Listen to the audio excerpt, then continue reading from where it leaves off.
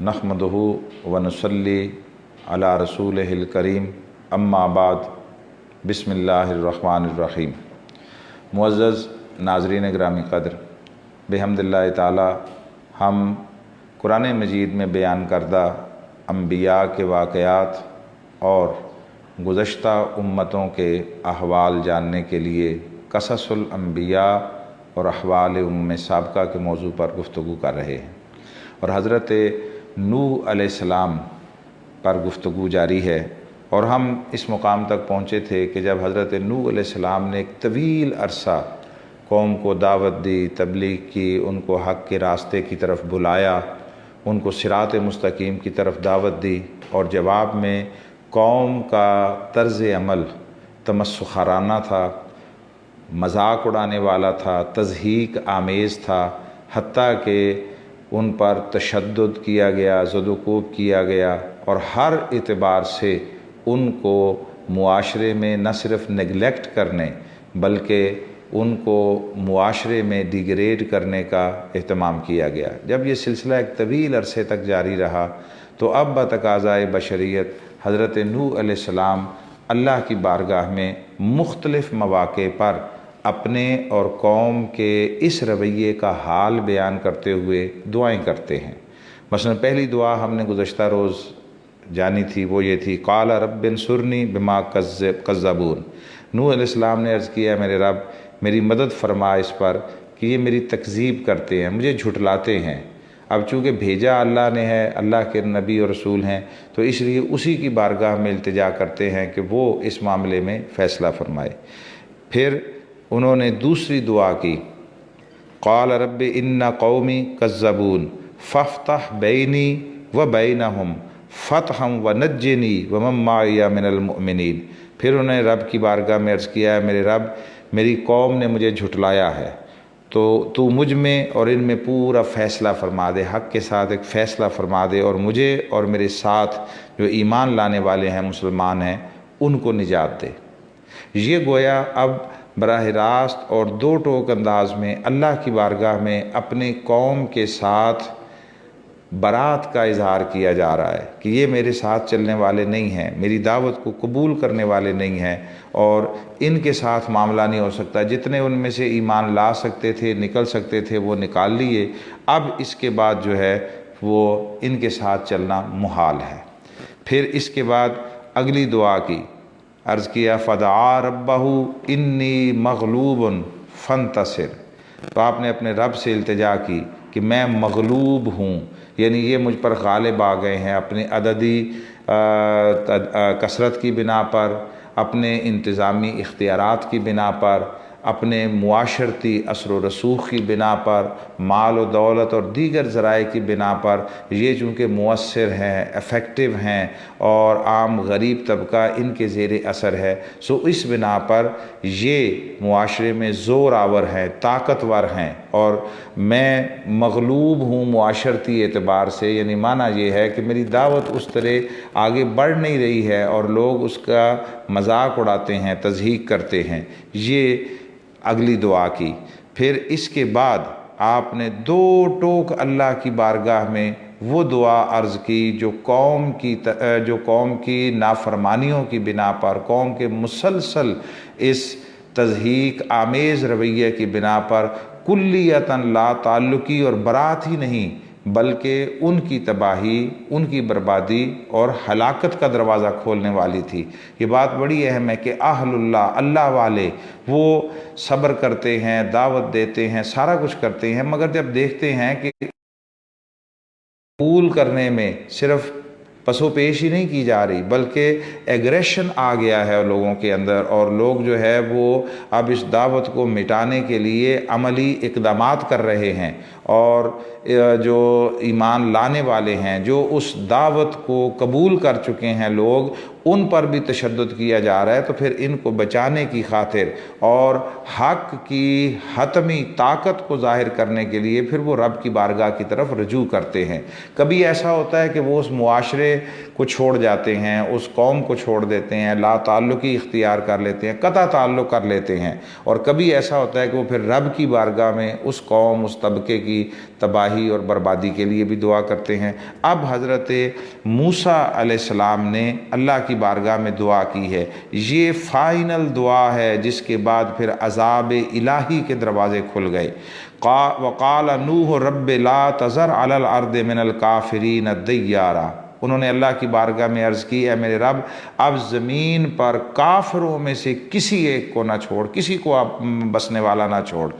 انک ان تذرہم یضلوا عبادک ولا یلدوا الا فاجرا کفارا، اور اگر تو انہیں اب بھی رہنے دے گا اور ان سے انتقام نہیں لے گا اور ان کو مٹائے گا نہیں اور ان کی کافرانہ اور مخاصمانہ روش کا تدارک نہیں کرے گا اور ان کو مٹا نہیں دے گا، تو یہ تیرے بندوں کو گمراہ کریں گے۔ یعنی جو ایمان لا چکے ہیں، اب وہ ہم سن چکے اور جان چکے کہ وہ جو ایمان لا چکے تھے وہ معاشرے کے کمزور لوگ تھے، معاشرتی اعتبار سے، معاشی اعتبار سے محروم لوگ تھے، کمزور لوگ تھے۔ تو جب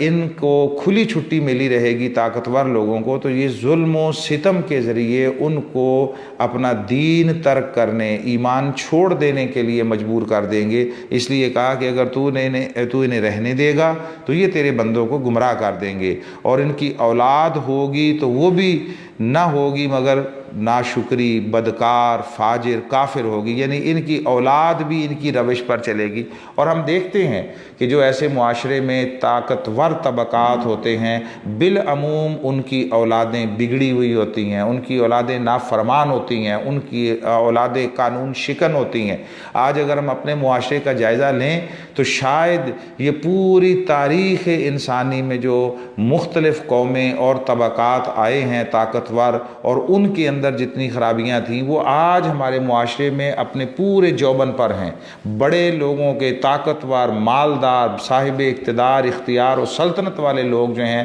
ان کے بگڑے ہوئے بچے اور اولادیں وہ معاشرے میں جس طرح اودھم مچاتے ہیں، جس طرح قانون کی دھجیاں بکھیرتے ہیں، جس طرح مظلوم اور کمزور لوگوں کو ظلم و ستم کا نشانہ بناتے ہیں، انہیں ان کے حقوق سے محروم کرتے ہیں، ان کے ساتھ ظلم و زیادتیاں کرتے ہیں، اور حتیٰ کہ ان کی عزت و آبرو پر حملہ آور ہوتے ہیں۔ یہ وہ ساری چیزیں ہیں جو پچھلی قوموں کی تباہی اور بربادی و ہلاکت کا باعث بنی ہیں۔ تو حضرت نوح علیہ السلام اللہ کی بارگاہ میں دعا بھی کر رہے ہیں، اور ساتھ اس کی ریزننگ، یہ جو ریزننگ ہے یہ قوم کے لیے، لوگوں کے لیے، انسانیت کے لیے، یعنی وہ یہ کہہ رہے ہیں کہ یا اللہ ان میں سے کسی کو نہ چھوڑ، اگر تو نے انہیں چھوڑ دیا، رہنے دیا، تو دو کام ہوں گے، یہ جو اب موجود ہے نسل یہ تیرے بندوں کو گمراہ کرے گی، اور ان کی اولاد بھی اسی روش پر چلے گی۔ ہم دیکھتے ہیں کہ ہمارے معاشرے میں وڈیرے، طاقتور، جاگیردار، صنعت کار اور صاحبان اقتدار، ان کے اولادیں، ان کے بچے بالعموم معاشرے میں ایسے ہی رول ادا کر رہے ہیں۔ وہ کسی قانون ضابطے کو ماننے کو تیار نہیں ہے، کسی معاشرتی قاعدے کو فالو کرنے کو تیار نہیں ہے۔ یعنی معاشرے میں طاقتور قانون شکنی کو اپنا جب حق سمجھنے لگتا ہے اور اس کو اپنی بڑائی کی علامت بنا لیتا ہے، اس سے معاشرے تباہی اور بربادی کا شکار ہوتے ہیں، اور اس کے نتیجے میں پھر عذاب الہی آتا ہے۔ وہ اس عذاب الہی کی کئی شکلیں ہوتی ہیں جو ہم انشاءاللہ مختلف مرحلوں پر جانیں گے۔ کبھی ایسا بھی ہوتا ہے کہ محروم طبقات جو ہیں وہ اکٹھے ہو کر پھر اٹھ کھڑے ہوتے ہیں اور اپنا انتقام خود لیتے ہیں، اور جب قانون ان کی داد رسی نہیں کر سکتا، ان کی فریاد کو سن نہیں سکتا، تو پھر وہ لوگ خود اٹھتے ہیں، پھر اس میں سیاہ سفید کی تمیز کے بغیر پھر جو ان کے ہتھے چڑھتا ہے وہ اس کو کیفر کردار اور انجام تک پہنچا دیتے ہیں۔ اس لیے معاشرے میں قانون کی عملداری وہ انتہائی ضروری ہے۔ تو انہوں نے اللہ کی بارگاہ میں دعا کی۔ اب یہ بات ذہن نشین رہے کہ حضرت نوح علیہ السلام نے جو قوم کو برباد کرنے کے لیے یا تباہی اور ہلاکت کے لیے دعا کی ہے، تو اس کی وجہ یہ نہیں تھی کہ وہ آپ کو گالیاں دیتے تھے یا دھمکی دی گئی تھی یا آپ کو سنسار کرنے کے لیے یا کسی ایسی بات میں نہیں۔ پیغمبر، نبی اور کوئی بھی اللہ والا وہ اپنی ذات کے ساتھ ہونے والی ظلم و زیادتی اس کا بدلہ نہیں لیتا۔ اگر وہ ایسا کرے تو پھر وہ گویا اللہ کی نسبت اور اللہ کے تعلق میں کامل نہیں ہے، وہ اپنے اوپر ہونے والے ہر ظلم و زیادتی کو نظر انداز کرتا ہے۔ اس کی وجہ یہ تھی کہ اے اللہ، جیسے تو نے خود بتا دیا ہے کہ جو ایمان لا چکے ہیں ان کے بغیر اور کوئی ایمان لانے والے نہیں، تو ان سے جب ایمان کی توقع نہیں اور ان کی اولاد سے بھی سوائے بدکاری اور ناشکری کے کوئی امید نہیں، تو ان کو زندہ رکھنے کا کیا فائدہ۔ اچھا، اب یہ بھی ذہن میں رہے کہ دیکھیں یہ حضرت نوح علیہ السلام کا طرز عمل ہے، اور آقا علیہ السلام کا طرز عمل کیا ہے۔ حضور علیہ الصلوۃ والتسلیم جب طائف کی طرف گئے اور انہوں نے بدترین سلوک کیا، اور حتیٰ کہ فرشتہ پہاڑوں کا وہ اللہ کی امر و اجازت سے، اذن سے حضور کی بارگاہ میں آ گیا کہ آپ اجازت دیں تو اس طائف کی بستی کو اس طرح پلٹ دیا جائے، یا اس کے پہاڑوں کو آپس میں ملا کر اس طرح پیس دیا جائے کہ ان میں سے کوئی زندہ باقی نہ بچے، ان کی نسلیں مٹ جائیں۔ تو آقا علیہ السلام نے اس کے جواب میں کیا ارشاد فرمایا؟ فرمایا نہیں، اگر یہ آج ایسا کر رہے ہیں تو اس لیے کہ مجھے پہچانتے نہیں ہیں، مگر میں امید کرتا ہوں کہ ان کی اولاد، ان کی نسلوں میں سے ضرور کچھ لوگ ہوں گے جو ایمان لے آئیں گے اور اللہ کی توحید کا اقرار کر لیں گے۔ گویا حضور علیہ الصلوۃ والتسلیم کا حوصلہ ظرف اتنا بلند تھا کہ دوسرے انبیاء کرام میں بھی اس کی مثال اور اس کا تساوی وہ ہمیں نہیں دکھائی دیتا۔ تو انہوں نے اس لیے کہا کہ چونکہ اب ان میں سے کسی نے ایمان بھی نہیں لانا سوائے بدکاری اور ناشکری کے، تو ان کو زندہ رکھنے کا کیا فائدہ۔ فانتصر لک ولدینک فانی غلبت وعجزت عن انتصار لدینک، اے اللہ میں تو اب عاجز و مغلوب ہو چکا ہوں، تنگ آ چکا ہوں، تو اپنے دین اور اپنے ایمان لانے والے بندوں کی خاطر میری امداد فرما۔ جب یہ بات کہی تو اللہ تعالیٰ نے حضرت نوح علیہ السلام کو پھر کشتی بنانے کا حکم دیا اور کہا کہ تم کشتی بناؤ، وَاصْنَعِ الْفُلْكَ بِأَعْيُنِنَا وَوَحْيِنَا وَلَا تُخَاطِبْنِ فِي الَّذِينَ ظَلَمُوا إِنَّهُمْ مُغْرَقُونَ، اور کشتی بناؤ ہمارے اور ہمارے حکم سے،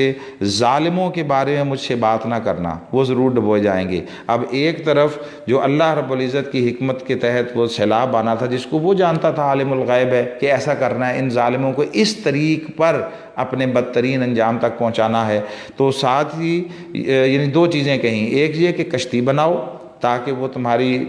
جو ہے وہ اس طوفان میں حفاظت کا ذریعہ اور بچاؤ کا ذریعہ بن سکے، اور دوسری طرف ساتھ یہ بھی کہا کہ ظالموں کے بارے میں مجھ سے بات نہ کرنا، وہ ضرور ڈبوئے جائیں گے۔ یہ بات بڑی اہم ہے، چونکہ پھر اس میں حضرت نوح علیہ السلام کا بیٹا بھی آنا ہے، چونکہ اس میں ان کی اہلیہ اور زوجہ بھی آنی ہے، تو یہ سارا کچھ، تو اس بنا پر کہا کہ نوح اب آپ نے چونکہ بد دعا کی ہے اور ان کو ڈبونے یا ان کو تباہ کر دینے کی التجا کی ہے، تو ہم کریں گے، ہم اب آپ کے ساتھ ان کا یہ نامناسب رویہ اور ظالمانہ سلوک مزید نہیں جاری رہنے دیں گے، لیکن بس ایک بات یاد رکھنا، جو بھی ظالم ہوگا، اور ظالم کیا معنی، جو آپ کی دعوت کو ٹھکرانے والا، آپ کے پیغام کی تضحیق کرنے والا، استہزاء کرنے والا ہے، تمسخر اڑانے والا ہے، پھر وہ سارے ڈوبیں گے۔ تو اس وقت کسی کے لیے جو ہے وہ ہم سے بات نہ کرنا، یعنی کافروں کے عذاب کی تاخیر کی کہیں دعا نہ کر دینا، کیونکہ ان کے غرق ہونے کا فیصلہ یقینی ہو چکا ہے اور ان کے غرق ہونے کا وقت بھی متعین ہو چکا ہے۔ تو اب اس میں جلدی بھی نہ کرنا، ایسا ہوگا آپ نے جو کہا وہ دعا انشاءاللہ پایہ تکمیل کو پہنچے گی۔ اب اس پر اللہ رب العزت نے کشتی کا جو ہے وہ تیاری کا جب حکم دیا تو اس پر وحی بھی حضرت نوح علیہ السلام پر کی، اور جبریل علیہ السلام کی معاونت سے جو ہے وہ اس کو تیار کیا گیا۔ ابن اسحاق نے حضرت ابن عباس سے روایت کی ہے کہ نوح علیہ السلام کو معلوم نہیں تھا کہ کیسے کشتی بنائے، چونکہ وہ کوئی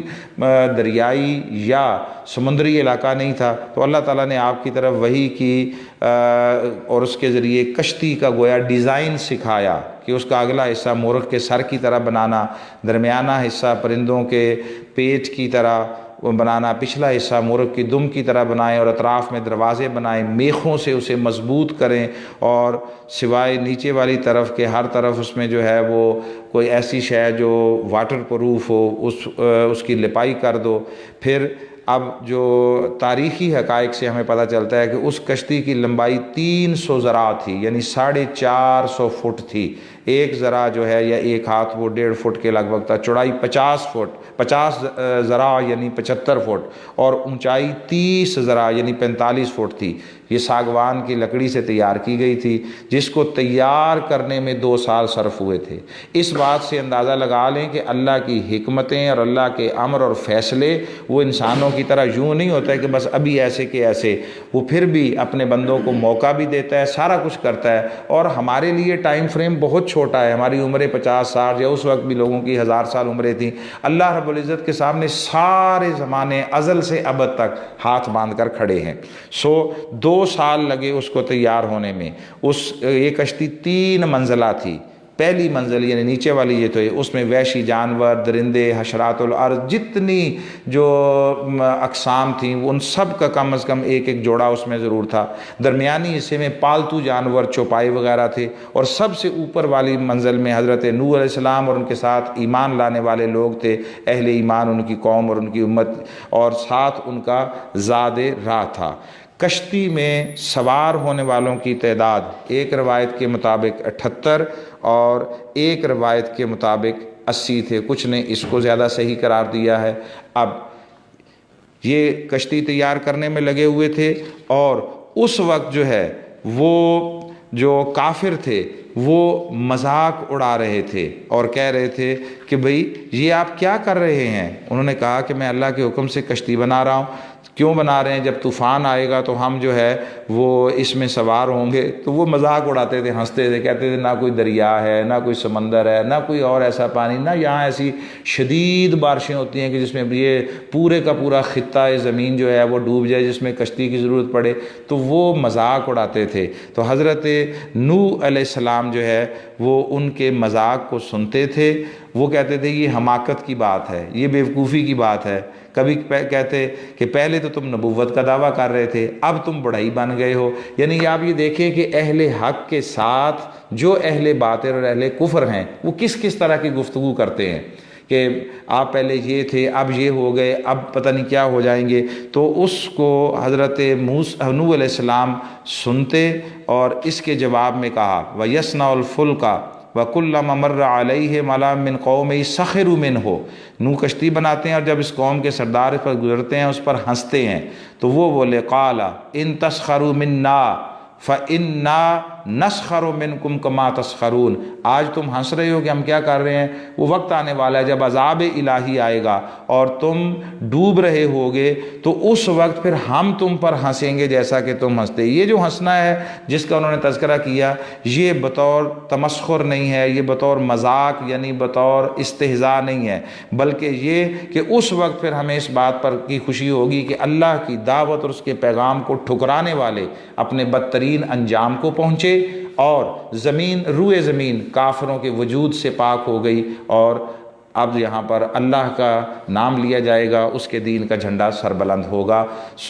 آج ہم اپنی گفتگو یہاں پر ختم کر رہے ہیں کہ انہوں نے کشتی بنائی اور بنا رہے تھے جب، تو قوم مذاق اڑاتی رہی، اور وہ اللہ کے حکم کے مطابق قوم کے تانوں تشنیع، ان کے جو مذاق اڑانے کا، ان ساری چیزوں سے بے نیاز حکم الہی کی تعمیل میں اپنے کام میں جتے رہے، اپنی لگن کے ساتھ وہ کام کرتے رہے، اور پھر آگے چل کر تاریخ نے ہمیں بتایا کہ اللہ کا امر وہ عین حق تھا، اور مذاق اڑانے والے خود قیامت تک